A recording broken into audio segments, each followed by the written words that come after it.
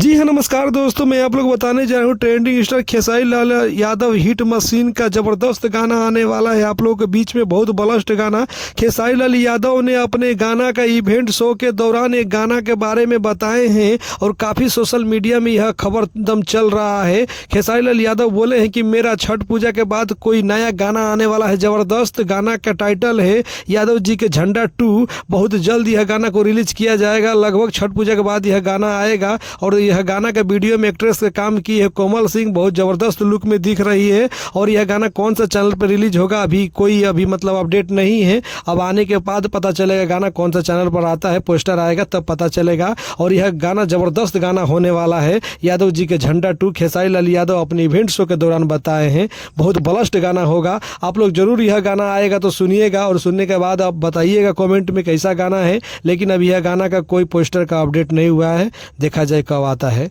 धन्यवाद।